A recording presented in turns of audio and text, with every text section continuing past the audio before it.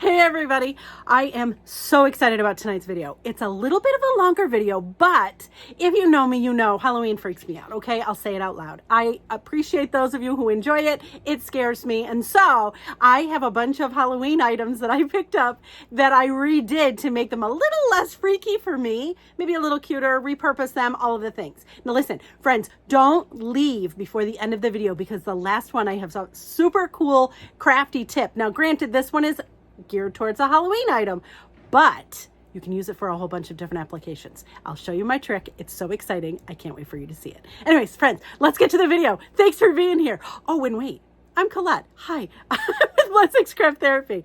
Thanks for being here.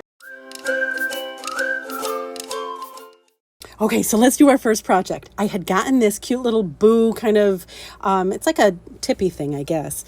And I have some, this is like an air dry clay. It's Model Magic, I think. I got it at Dollar General. I roll it into a ball and we're going to make it look kind of like a marshmallow. So all I'm doing is kind of making it a square, but then rolling it out. Does that make sense? I did cut the back off because I remembered that I'm going to be gluing it onto a flat surface. So there it is. I took a little bit of this distressing ink on my distressing pad, and I just did a little bit of this on our little faux marshmallow. We're going to set that aside. Now I have a mop. This is a mop from Dollar Tree, and I just take it apart, and all I'm going to do is kind of put them together. We're going to glue them right under where that witch's hat thing is. So we're just going to put a dollop of glue, and then we're going to glue all of our strands right across that brim of the hat. And we're going to just do that all the way across. Now, I had done this and I was like, you know what? First of all, we have to cut those loops to make sure that they're all free. And then I wanted to make them more like hair. So all I did was twist the mop string and they unraveled. It was fine.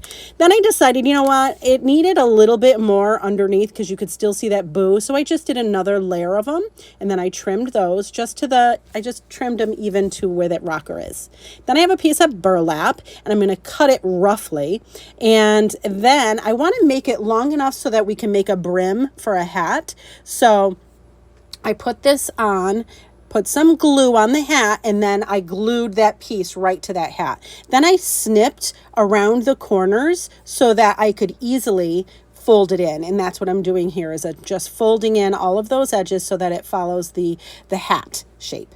Perfect. Now we're going to put a line of glue and now we're going to do the brim. And I'm just going to fold up that piece that we left that was a little overhanging. And look at how cute, right? Now I have a felt ball. You could use a wood bead. You could use a pom-pom. I just happen to use a felt bead. And then I glued on our little faux marshmallow. I put a little sunflower on our little gnome's hat. And look at this. Are you kidding? This isn't scary at all anymore. I love it. And no, okay, so listen, I totally didn't realize. So that little clay marshmallow makes it kind of like tippy. So I decided, oh my gosh, we're going to put I wanted to just be able to take a picture so it would be straight. So I put some magnets on the back. Now keep in mind, my table is metal. And so watch this. I decided, well, let's put some magnets there just to stabilize it, right? And make it straight. And watch, this is like so hysterical. Watch. It rocks now all on its own. Is that not funny? Like mind blown. So if you have a metal table and you do this, look at it, could be like this cute little automated thing. I don't know. I thought it was super cute. But anyways, so hooray. Look at how cute. Okay, now to the next one. We have the same situation as our little gnome. We have a little kitty cat. It's like a rocker thing, but I wanted to make it a little bit more appropriate for my little guy because he loves cats. So I removed the little purple bow. I just used my cutters, but you could just move it back and forth and it'll pop right off. I cut off the excess. And then I added a little, this is just Dollar Tree ribbon. I added that to this where the other one was. I'm just going to tie it on. It's easy peasy, right? I know it's easier said than done if you don't know how to tie a bow, but just keep messing with it. And if you can't tie a bow really well, just buy a bow. It's fine. Or you could leave that purple one on. I don't think the purple bow made this look very Halloween-y. Halloween-y. That's a funny word. Anyways, so But there it is. What did make this look a little bit more Halloween was the spider hanging from his tail. So I trim off the excess on our bow. Look at how cute he looks already. Like adorbs, right? Super cute. Now you could glue it on there, I suppose, but mine was fine. I have some cotton yarn. Now, yes, I'm going to have some people say that this was a waste of yarn or it's too much work. I get it. But this was the only way at that moment when I was doing this that I could make it work. But I'm sure there's a better way to do it. And if you know it, I encourage you, tell me in the comments, because I'm always looking for easier ways to do stuff. But all I'm doing here is just like we would make a ball of yarn. All I'm doing is wrapping it into a circle all around itself.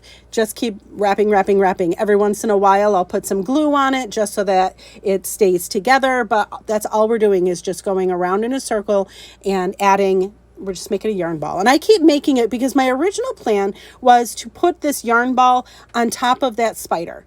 And you'll see here, this is me just putting more glue on so that the yarn ball doesn't completely unravel on me, which you know would happen, right? That would be, of course, that would happen. But so that's why we put the glue on it. And again, I'm doing this as big as what I think it will cover the spider.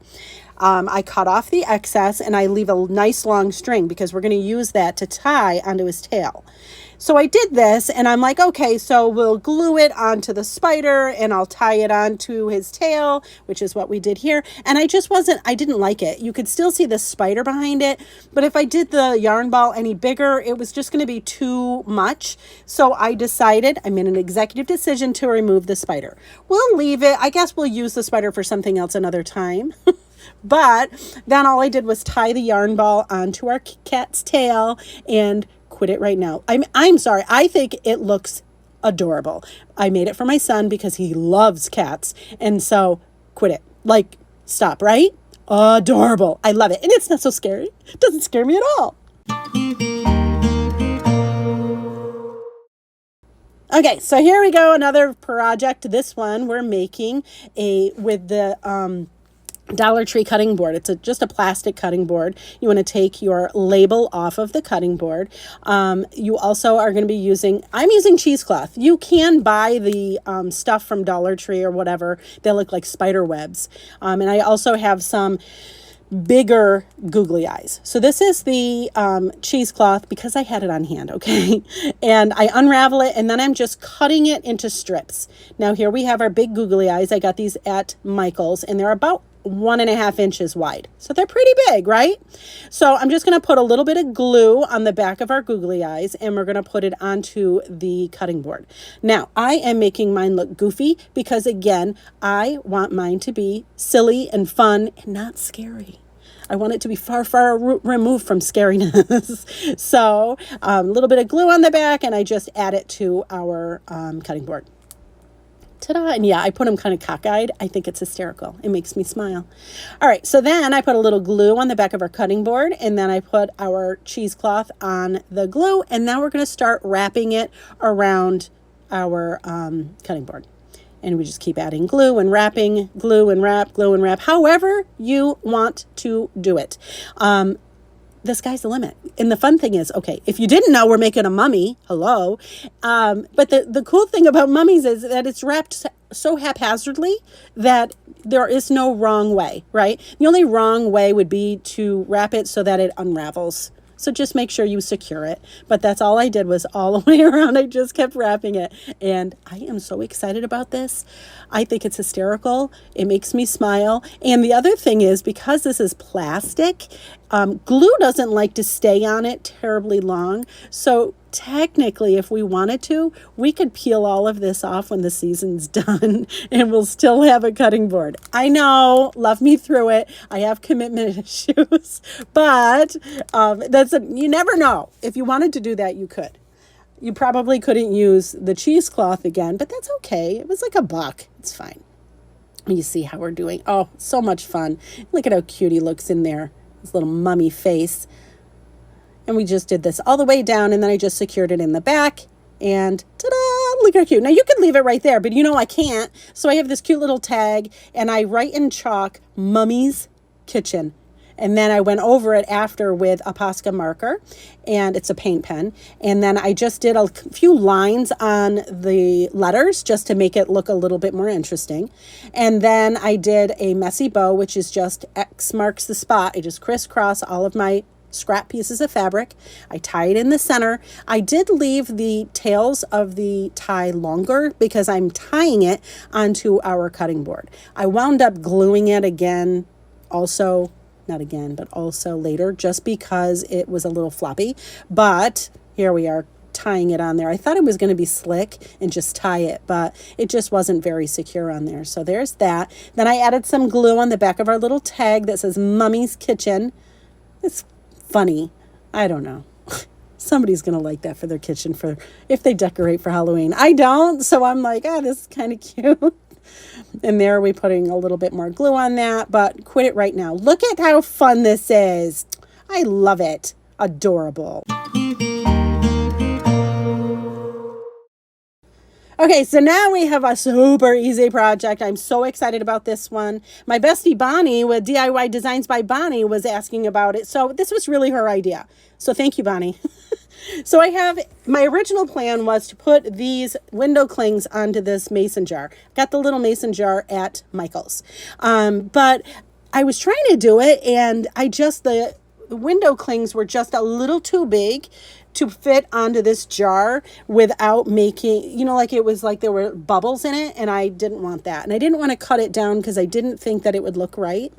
I did wipe down my jar because I had fully intended on using the window clings, but sadly, or not so sadly, because you know what? When you see how awesome this came out, you're going to be like, what?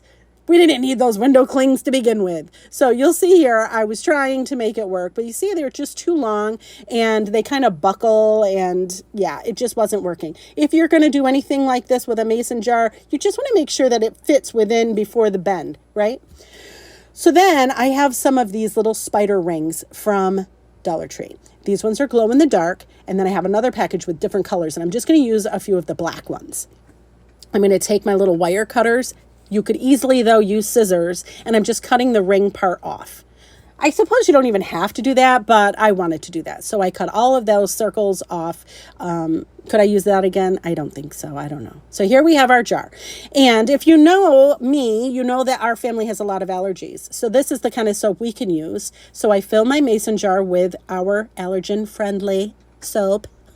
And then I start putting in our spiders. And I do have a bamboo skewer that I'm using to kind of position our little spider ring situations in there. And I'm just randomly putting them in. I'm trying to make them so that you can see them from the outside. And I wanted to make sure that you could see that they were spiders and not have them sideways so it looked like just a black line. But I'm just putting those around, and then once I'm done with the black ones, I'm going to put in the glow-in-the-dark ones.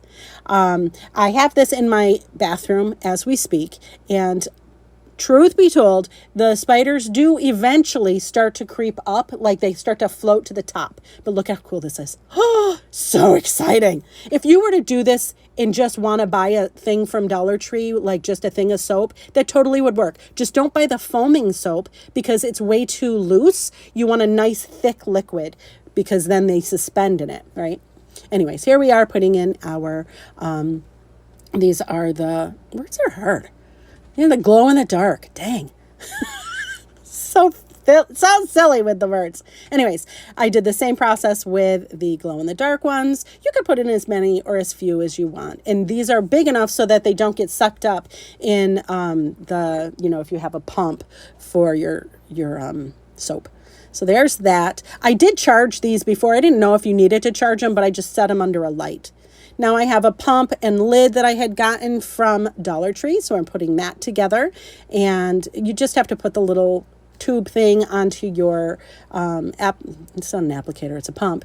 And then you screw on that to the little screw to the lid, and then you put that on your jar, and holy Toledo.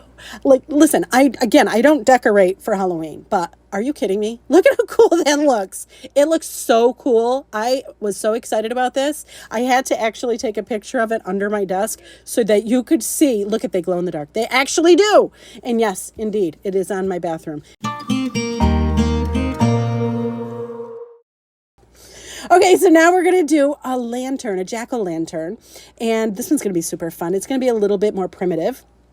So I have 2 of these little jack-o'-lanterns. I'm going to take the tags off. I'm going to paint them, not blue, goodness, orange. We're going to paint them orange. And I also have a craft stick that I painted orange. So then I'm going to use some wax because, again, I like the distress vibe. If you don't do this part. But I'm just using some of the wax with a foam brush, and I'm just going over all of our pumpkin. I'm just going on the sides and kind of going across the pumpkin. You could go heavier, you could go lighter, whatever you want. I'm kind of feathering it so it looks like a wood grain. You could also use a paintbrush and paint to do this, whatever, or not do it at all, like I mentioned. So there's that, and I do that for both sides and both of the jack-o'-lanterns. And I do that because inevitably you're going to have one side that's going to look better than the other. So you want to make sure that you do them so you have options. See, here's my commitment issues again. You never know. Anyways, so that's what I did for all of those. And did I do that for the, I can't remember if the craft stick I did that too. I might have. I don't know. Anyways, here I am taking that craft stick we painted, and I'm just measuring to see how, I just want to cut it the same size as the bottom of our jack-o'-lantern. So that's all we're doing here. These are Fisker's shears. If you're curious, I got them at Michael's. They are one of the best set of scissors I have. They cut through these craft sticks quite easily. Ta-da. Perfect. So then what I'm going to do is see how we're going to, this is what we want to do. We want to connect these two. So I'm just going to put that craft stick, I'm going to try to put some glue on it, and that's how we're going to connect the two. So I'm going to put some hot glue on one of the edges of this craft stick, and we're going to attach it to the base of one of the jack-o'-lanterns. I did it, so these jack-o'-lanterns have like you could see there's like another little wood piece on the other side. I put this piece on the part that does not have that extra piece of wood, just because we're going to put a candle in it after, and it fits better if you don't have that extra wood piece in there. Here's our little candle, making sure it fits. And you could stop right there. Look how cute, right? It's a nice primitive awesomeness, but I can't stop there. So I took the candle out and I added some Spanish moss because I thought that would be cool. And we're going to put our candle on top of that later. And this is an LED candle. I can't believe I have to say that, but it is not a real candle. You cannot burn a real candle in this, okay? I also added some Spanish moss to the outside, and then I went and added some greenery. This is from Dollar Tree. It's just, cute little faux leaves. And then I decided, let's add some flowers. And I only did leaves and flowers on one side. You could do them on both sides, but for me, it was a shelf sitter, so you wouldn't see the back. But again, if you wanted to, you could do both sides. But look how pretty. Super pretty, right? I like it that I turned on our little candle and put that in. And while it looks really cool like this, I love with the lights off. Look at how cool that looks.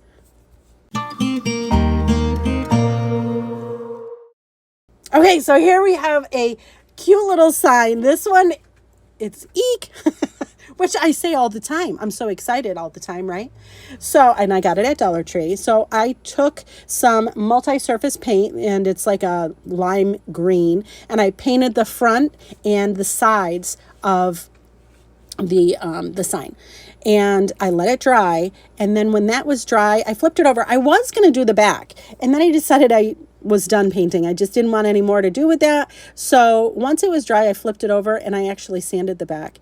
And that actually took all of the, because sometimes when you're painting and you're doing the insides and the sides, you get a little bit of excess paint on the back. Well, I didn't want to paint the back because, again, I was done painting. So I just sanded it. And guess what? It worked. All right, it worked to my liking. Some people may not have thought that it worked as well as I liked. So that's okay. So there we are.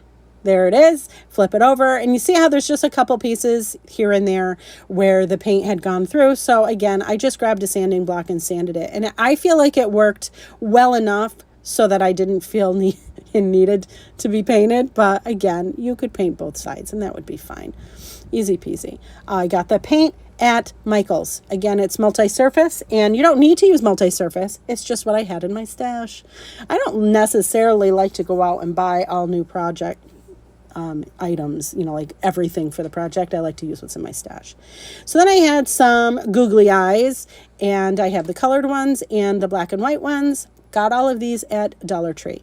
And first mistake I made was dumping them all out and putting them all together, but that's another story. So I started by gluing on the googly eyes. I started with the big googly eyes and just put those randomly on our sign. Again, I'm trying to just make it goofy and silly and fun. If you wanted to make this more Halloween-esque, then of course you could do something different. But this I thought was super, it just made me giggle. So again, I put all of the big ones on. Then I went and did the next size down. So I did a bunch of those. Again, randomly. I was trying to make it as random as possible. So, different colors and all of that. If I were to do it again, I probably would only use black and white, only because it's very time consuming figuring out what color's here, and I don't want it too close and blah, blah, blah. So anyways, I just, again, try to fit in the googly eyes all over the place. There it is. Look at how cute. You will get some of the glue strings on it. So that's the biggest issue with it. And you just pull them off. It's fine. But I think it's adorable. I think it's really cute. It's really cute. And it's not so scary. All right. So here is this one. Is one of my favorites. We're going to redo this spider. It's just a little spider decoration I got from Dollar Tree. So I first take a piece of scrapbook paper and I just pressed it around the base of the spider. I just want to get that shape of the bottom because I need to put something so that we can put a candle in it. So I did that, and you'll see here it gives a nice impression, and then I cut it out. And then once it's cut out, and you'll notice I have like a tab, I extended that because I want to be able to make like a hinge. So then I take a craft stick. Could I have painted it? Yes, but I was just over it. So see that little hinge? I put some more glue, and I'm going to glue that hinge in there. So that way we can put our candle on this. I wasn't thinking. I should have done all of the holes first, but I used my drill and I put a bunch of holes together so that it would fit our candle. And I really kind of wiggled it in there. But now see how it'll go? It fits, it turns on, and it doesn't flop out, right? All right, so we'll set that aside. Now I'm going to show you this is the craft trick. All right, so if you've heard of Robin Buff, I make my own. I use shoe polish. It's I think it's Canuba wax. This one is black. Now I was trying something different here. I was trying the Dollar Tree mica and black shoe polish. I'll be honest with you, it looks really pretty, but for this application, it probably wasn't the right choice. And you'll see why, because later I had to revamp. But all I do to make the Rub and Buff is I mix up the shoe polish with the mica. You can use brown, you can use clear shoe polish, you can use black like I'm doing here. They all work, and they all work really, really well. I mean, really well. It's super fun. And all I'm doing now is putting the mica in it. You have to do a pretty good amount of mica. Mica goes a long way, but I put quite a bit of mica in it, so it looks kind of purple. Now, I put it on. Now, let me just say this. It looks really cool in person, but you can't see it on camera, and that's why I decided to go and do another thing of mica just so you can see it. But that purple hue, it just looks so pretty. But again, you can't tell. You can't see it. It was pretty though. But it probably would do even better if I were to put it on something like wood or whatever. So here's another one. It's more of a copper. And I did a brown shoe polish with this copper mica. And I'm using a brush to apply it. And this was perfect color for this particular application because, oh my gosh, it looks so cool. I went around and I was a little bit light-handed at first, like you'll see here. And then I'm like, wait a minute, let's go a little more heavy-handed. So I did. And I was going on all of the joints of the legs and where they connect and the head and all. I just went a little bit crazy pants. And I'm glad I did because it looks like copper. It is so cool. I love it so much. And yes, friends, you can use this DIY rub and buff for other applications for sure. No, it doesn't rub all the way off. That's the mica I used. It was from Michael's. And look at this. Are you kidding? And then I turned on the light. Adorable, right? Now, okay, here it is on my stand. Super pretty, right? Look at it at night. What? I know, right? Whew. Anyways, friends, we've had some fun tonight, haven't we? Super exciting. Thank you so much for watching, and I hope this inspires you.